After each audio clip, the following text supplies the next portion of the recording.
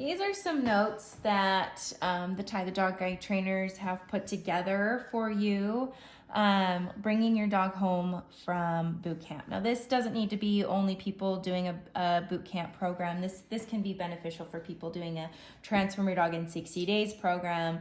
The difference between the two programs is when you bring a dog home to somebody after a boot camp, they're kind of a clean slate, whereas a Transform Your Dog in 60 Days program, you're taking them through the whole process. So these are kind of some hefty notes of, kind of like the owner's manual, if you will, of how to access your dog's training and, just being on the same page between the trainers and the owners of the dog. So just some general stuff when you get your dog home from boot camp. Put the e-collar on them every day. You don't necessarily need to do training right away. Depending on your lifestyle, maybe you got to get to work or whatever, but put it on in the morning and take it off at night. Just taking your dog through that process is super beneficial.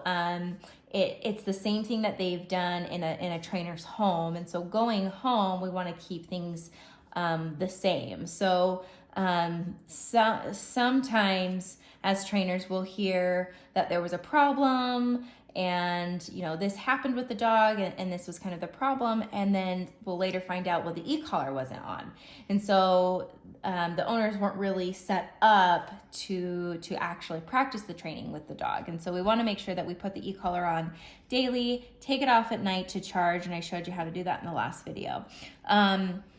When the dog first comes home, they are going to push boundaries, sometimes even more than before, because they're going to come home and they're going to want to, take their shoes off and kick their feet up and put it on your coffee table and feel like they're on vacation because they just came from a very, very strict environment. And they're going to have some pushback. And so we want to make sure that these dogs understand going forward that it's the same in your home that it is in the trainer's home. So we're going to be very, very strict right off the bat. We don't have to stay that strict forever, but when the dog first comes home and you're learning the training and the dog is learning that you're going to follow through on the training, we want to have 100% supervision or put the dog in a kennel, and that includes sleeping in the crate overnight. So this is kind of the most critical time when the dog first comes home. It doesn't mean you need to have your dog sleeping in a crate forever. And if your dog isn't destructive and doesn't have potty issues, it doesn't mean your dog needs to be in a crate forever. But in the beginning process of bringing your dog home, utilizing your kennel when you go to the grocery store, when you're taking the kids to soccer practice, whatever the case may be, put the dog in the kennel, because whether you are in training mode or not with your dog is learning. And this critical time of them coming home, they're going to be pushing boundaries, and we want to make sure that we're setting them up for success and preventing and minimalizing and preventing bad behaviors from happening. So 100% supervision or putting your dog in a crate. Again, this is just temporary and transitioning things home, but it's super important. Having your dog drag the leash in the house for 7 days, 10 days if they have aggression issues, and I would even say 10 days if you're dealing with potty training issues. So having them drag a leash doesn't mean, having them on a leash doesn't mean you need to be tethered to them.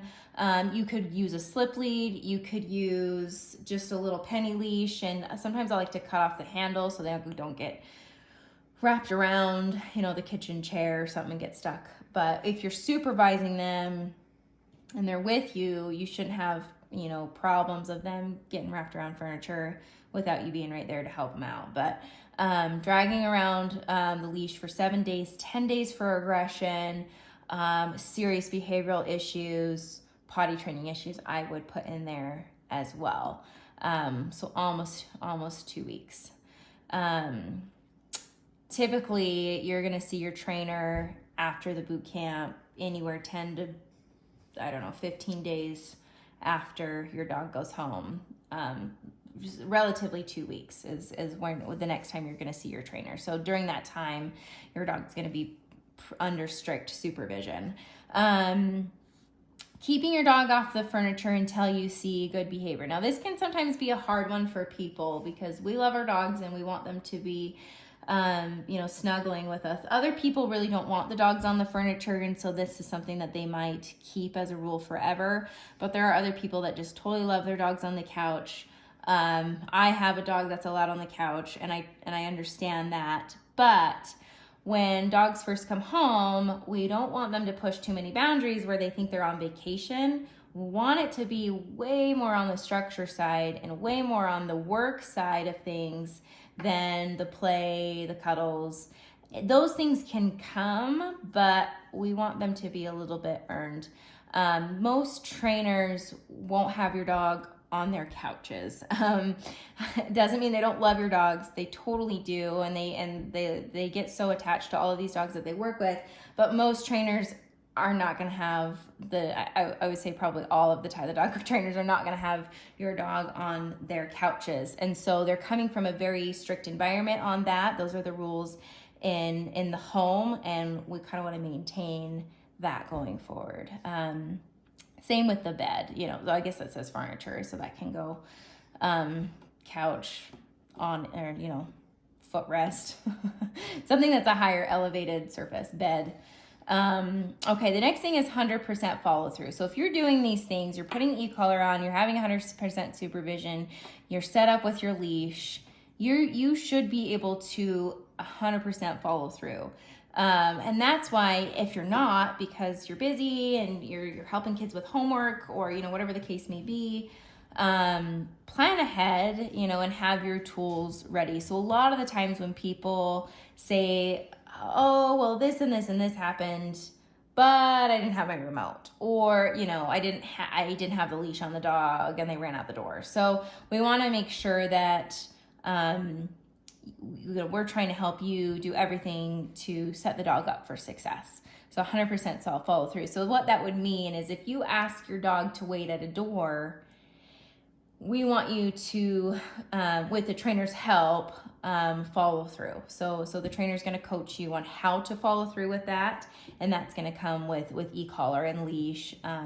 If you're doing a Transform Your Dog in 60 Days program, that might even mean food. So or if you're working with puppies, and you're not using your food, like the trainer wants you to be working your dog for their food, you're not really following through 100% because you don't have your tools. So food can be a tool just as much as an e-collar, leash, prong collar, slip lead.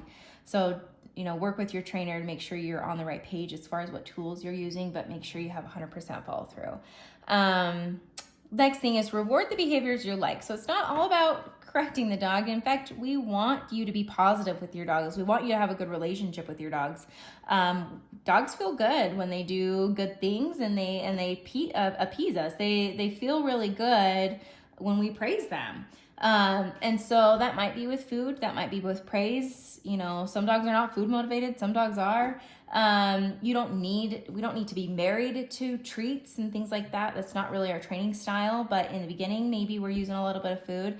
Maybe in the end, we're just using praise and pets, but make sure you're rewarding your dogs for things you like. So even if you're on a walk and you have to remind your dog a couple times, hey buddy, you got to heel with me. Once they do, say good boy. I think a lot of people get so worked up about, am I doing the e-collar right? Am I using the prong collar appropriately? And they're just saying heel, heel, heel throughout their walk that they forget to just breathe. And when their dog is doing the behavior, good. Your dog's doing, like the moment that they resolve, you asking them to heel, and maybe you have to use a little bit of e-collar, make sure that you're praising them so that it feels good and they're gonna want to continue that. And then do correct behaviors you dislike. Dogs are very black and white.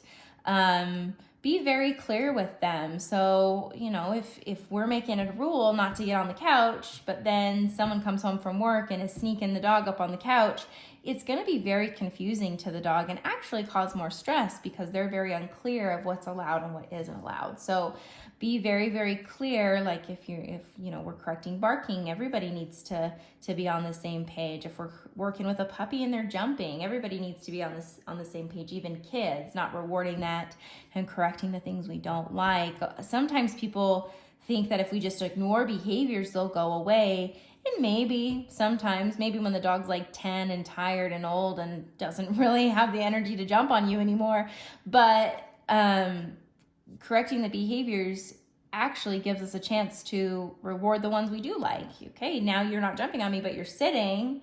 Now I'm going to pet you. Or on an extreme end, okay, now you're not lunging at this bike. I'm going to correct you for that. But you're able to walk past the bike and heel. That's awesome, buddy. Like, keep doing that. We really love that. So it gives us a chance to have a really good balance with our dogs and actually betters our relationship with them.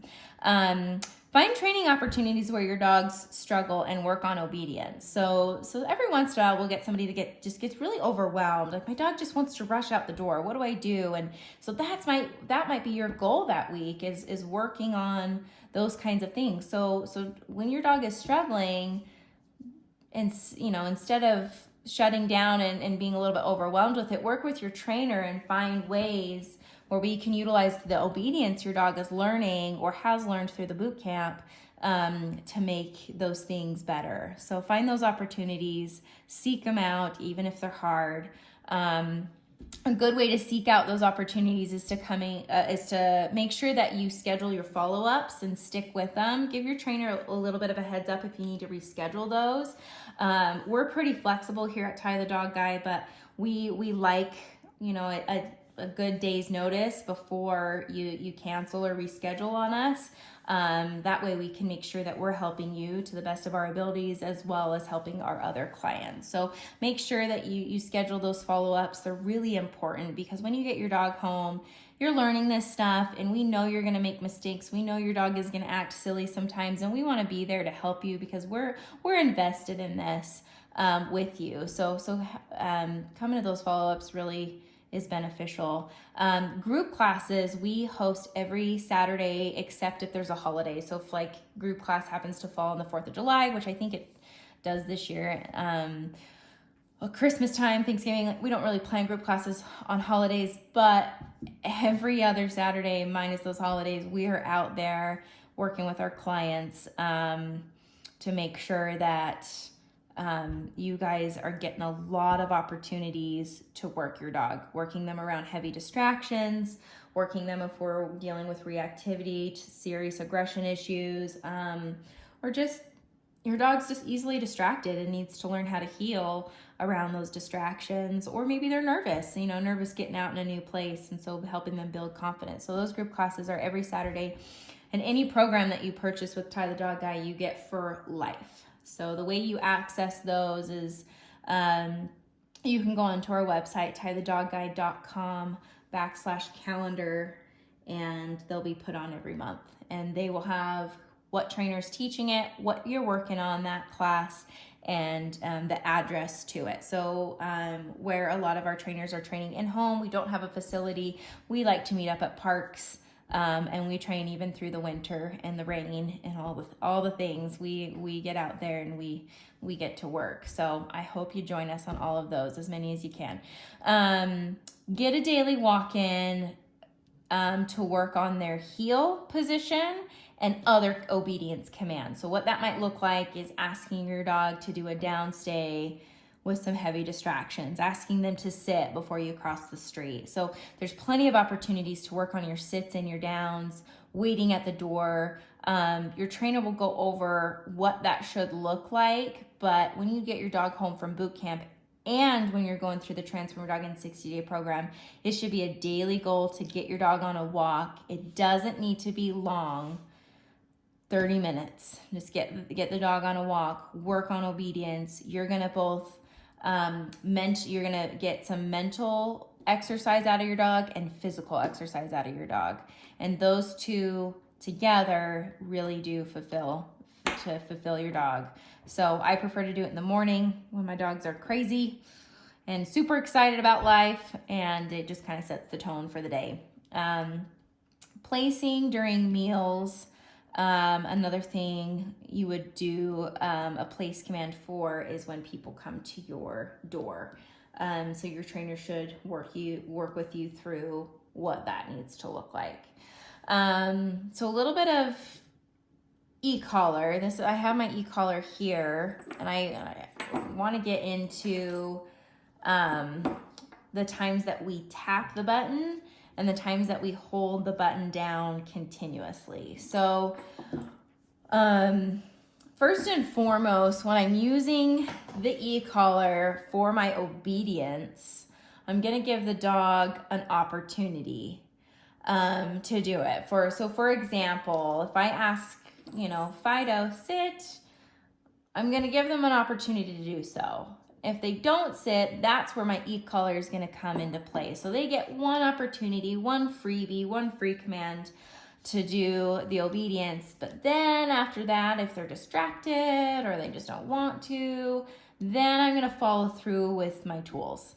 So if you're doing a Transformer Dog in 60 Days program and you haven't started the e-collar, that's where like the leash would come in. So that way you're following through.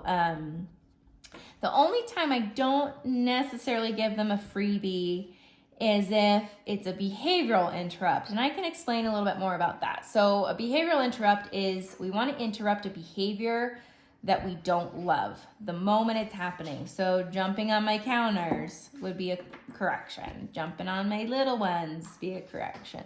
Bolting out the door would be a correction. Things that are just a no. We don't want you to do that ever. It's not necessarily that we're asking for obedience at that mindset, but it's a correction. Barking would be a correction there. So you can work with your trainer on some behavioral interrupts with your dog. A common one with dogs would be jumping. If they're jumping on me, I might give a couple taps as they're jumping on me. That would be an interrupt of a negative behavior. So that's the only time I'm not necessarily giving an opportunity because I might miss my moment there. And with behavioral stuff, I want to be correcting it right away. So I'll go into a little bit. So there's a T chart here. So we have tapping the button, which is going to be I'm actually tapping the button, or there might be times that I hold it down continuously. And that's going to depend on what the dog needs to do. So this says motion and this says non-motion. So tapping would be something where we don't necessarily want the dog to move. We just want them to do a position. So with a sit, we say Fido, sit. If they don't sit, Fido, sit. And we tap the button. If they continue to not sit, Fido, sit, sit. So I'm going to tap the button continuously, momentarily with my vocabulary words. Same with the down and same with the wait. I go up to my door, Fido, wait. I start to see them go through. Nope. Fido, wait. I tap the button.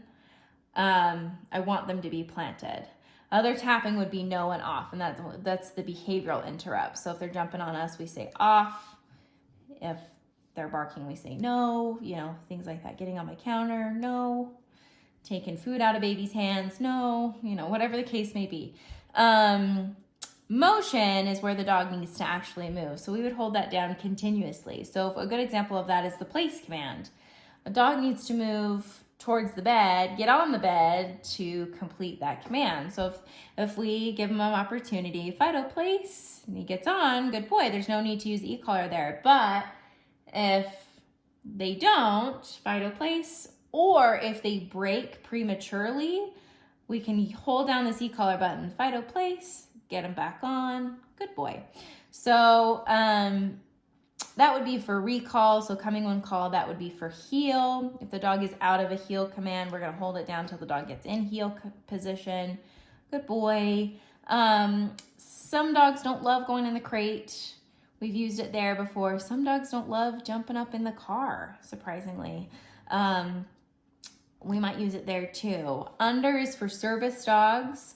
That's something if you're doing a service dog program, your trainer can walk you through that. This is going to go home with you guys. So I'm not going to go over everything in this video because there's going to be a lot that's going to be worked on in your actual training session. So I don't want this video to be too obnoxiously long. But that's some of the stuff that I wanted to go over, is just some general notes. If your dog is dealing with aggression, we have a sheet on this that goes over lots of stuff. There's notes on stress in dogs, this kind of crazy graph your trainer can go over with you.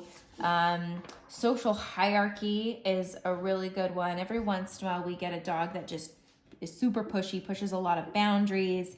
This is a great checklist if you're dealing with behavioral problems that are coming from a pushy dog. Just putting ourselves in that leadership role. So much of our training is just creating a good leader-follower dynamic. And if you're having issues, maybe read through some of this stuff. This can be of great help to you. This is a bigger graph, talks about stress in dogs. Really, really great stuff to work on. Every dog goes through stress. It does not necessarily all aggressive dogs. I mean, even the best of the best, most stable dogs go through stress. Some of the most phenomenal service dogs that need to be top of the line dogs have gone through stress. I mean, it would be silly to think that we live in a world where we don't ever stress. I mean, I wish I never stressed, but we do. That's what it is. And so some dogs stress very severely and have severe anxiety, and some dogs just stress a little bit. But it's really good information just to learn about stress in dogs and how to work your dogs through that so that they get better and better. So that's another thing that comes in the packet.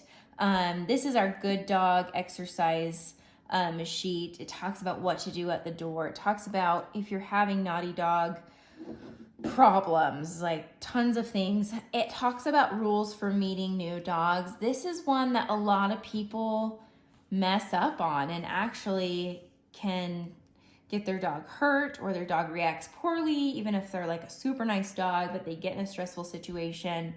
And yeah, so rules for meeting new dog are really, really great for your trainer to go over with you. Training field trips. So we don't just do training in our homes and in our yards. Most of these dogs that have gone through a boot camp program and dogs that have gone through the Transform Your Dog in 60 Days program. In that program, week 7 is field trip week. So we get out on a field trip, and when your dogs are with us for boot camp, they get out on field trips. They get out to parks. They get, walks to park in the neighborhood, as well as trips in the car to Lowe's or Home Depot or IFA, or whatever that's dog friendly. Service dogs, of course, get field trips, maybe to Walmart, Costco, or something like that. But training field trips are really, really great. So whether you're training a service dog or you just want to take your dog with you to go get light bulbs at Lowe's, this is really good. If you are doing a service dog program, we do have a sheet on this that's really functional, service dog do's and don'ts. And if you are doing a puppy program that leads into an adult program, we got some really cool puppy priorities too. So we have lots of resources for you. And of course, if you need additional resources, we have online videos that you get with every program. You have to go and register and create an account on our online website, and you get access to tons and tons of videos and resources. So we want to help you guys as much as possible, make sure that you have good success with your dogs. We are invested in this. We wouldn't take your dogs home for 3 to 4 weeks and have them under our care for 24 hours if we just didn't love what we do. So we definitely love what we do, and we want to make sure you guys succeed.